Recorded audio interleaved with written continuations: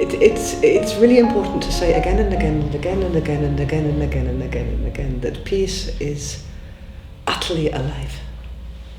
It's super powerful.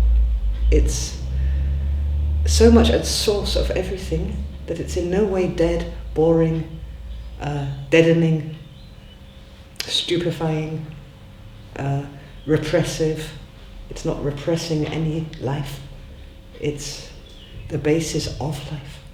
And we're really cultured to believe that peace is somehow a dampener. You know, there's a fire and peace is the blanket that makes the fire go away. It's not, it's the earth that supports the fire.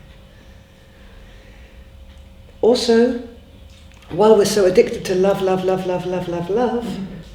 which is an incredible thing of itself, love is always an effect of peace. An effect of peace. It could be that behind peace, love is a cause of peace. I don't know. I don't go that far back. But at a very deep layer, when you really allow the depth of peacefulness, and not just around yourself, but also as yourself, being peace in such a way that the two connect, love is the first effect. In the same way, when there's a big movement of love, and it moves towards outwards, towards otherness, when the other is no longer other anymore, it returns to peace. So this is a big circulation that happens in life, in living, but it's also all the time like this happening in the now. So the safest, most nurturing, most supportive, most natural place for us to sit and look out on the world at one with as a perspective is in peace. This doesn't make us suckers, it doesn't make us naive, it doesn't make us the party pooper. And what you find actually, when the more you move back, fall back into this source of peace in a way which we are, behind even our consciousness, the more life starts to move around it, that there's a quickening. So in a way, an effect of moving into a deeper peace can be a lot of trouble, a lot of war, a lot of conflict, because there's an incredible resistance to that. In a way, you move back into peace, it releases vitality. You know, somebody wants to fight with you, they want to fight and they're picking a fight and they're looking for a fight, provoking. And if you move into peace, this is like the worst thing you can do for them. They want you to respond with anger. They want you to get entangled. They want you to come into this world of whatever it is they're trying to work it out with them, and to walk away with the blame for that. If you move into peacefulness, even before the fight is born, the fight comes forward more. And then when that happens, there's the next depth of choice. To entangle or to stay in the peaceful, go deeper into the peacefulness.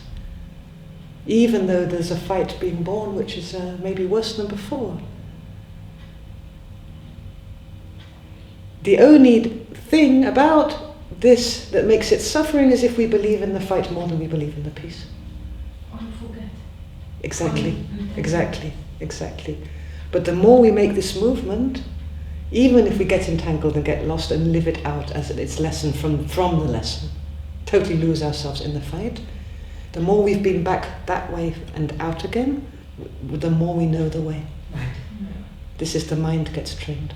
We know there's a way out again. So right now I'm totally entangled. I totally surrender to the entanglement. I'm in the fight. I lost the peace. But I know for sure that the peace is there, and I know that when I can move back there. It's the bridge which is the most important thing. So I want to ask a stupid question. Yeah. So where is the peace?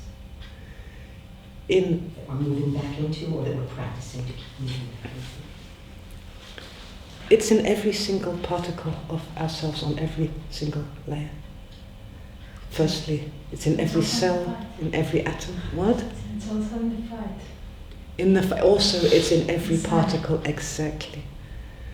But to find it, the movement to find it is to move into the now and the here, meaning out of time, not what will be and not what was.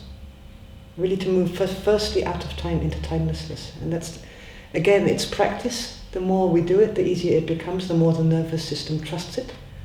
That we don't have to, that worrying about what will be, or what could be happening and what will be in the future, all of these feels is a total waste of time.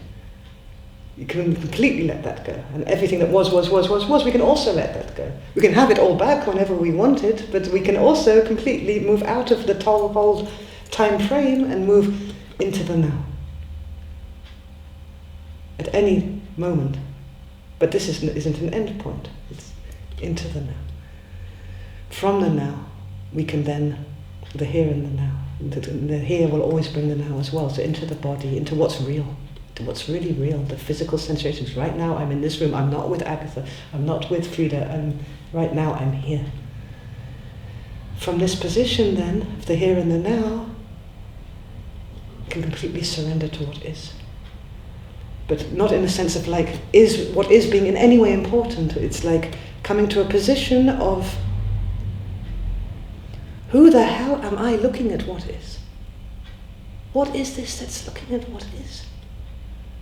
And from there, even seeing that also this one looking at what is being seen by me. Not by even, it can feel at first like God is looking at you, looking at what is, some great presence. But that's a belief that is other than you, this great presence.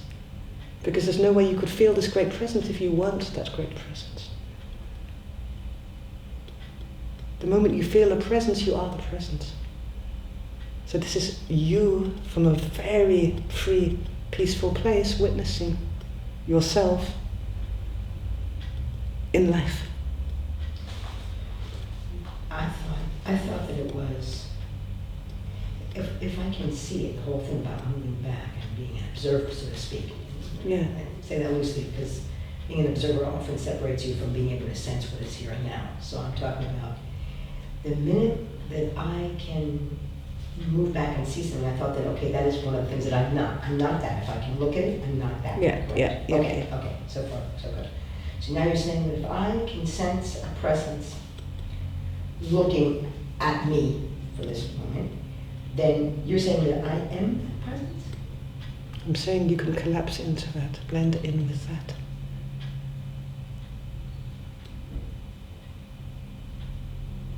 That's the movement. It's a movement of yeah.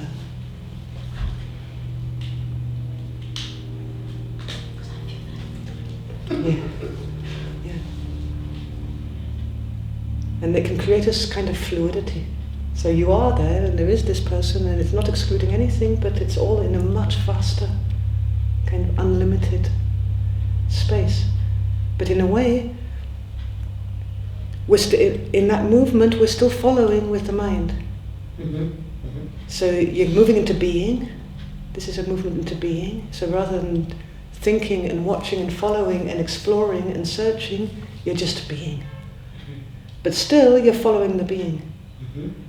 So this one that follows the being, we can really let go of that then. Really let go of the one that follows, of this consciousness that follows the being, and allow ourselves to be totally the being. And then when we have a sense, any kind of sense of this expansion, it's really good just to relax the physical body completely and trust something. You can call it God, you can call it like something way outside of what with your small mind and our small minds we could ever imagine it to be. Jump. And this is then it looks like prayer. This is why for a Catholic priest or for any religious clergyman, they can, just with this leap of faith, like they open a channel and there's peace in the church or there's peace in the synagogue. Because it becomes almost religious, but it's not religious, it's logic. Because how can you move beyond the individual from the individual? The individual has to surrender, even its consciousness. And I don't mean that the consciousness goes away, it gets out of the egoic side of it, it gets unhooked. So you're still conscious, but the consciousness is not something that you're following and holding on to. Or you're still in being, but the being, oh, I'm in being. This little factor, this human factor is gone with a it's a leap of faith in a way. But it sounds religious, but it's also a very deep psychology of humility. Not for nothing, Alcoholics Anonymous, the very first thing is to acknowledge a greater power. This is fundamental to the movement beyond any form. Because how could we be the greatest power? If we are, which we are, infinite, eternal, beyond infinity and eternity, all godly present source of everything, this form, this mind, this body can no way hold it. We can only allow it, surrender to it, and have glimpses of it, which produces the trust. At the same time that for a limited space and time, within that we are this emanating little form. It's our responsibility, but then it becomes entirely possible to take responsibility, to use that channel from the unique perspective that we have on it. Because even that moment where there is, I'm in being, then there's, so you're, so we're still here in a way. Yeah, so it's a constant, and it can quicken, it can get faster and faster, these movements of surrender, beyond self, beyond ego, beyond even perception. And I don't mean perception in terms of the way we see ourselves, but also even beyond keeping conscious, staying aware. So moving beyond that. Beyond the here and the now. No, moving beyond the staying aware, because even in the staying aware, there we are. There's an agenda to stay in one perspective, which is why moving into the physical body and relaxing the physical body is really, really, really helpful, because it's real. It's totally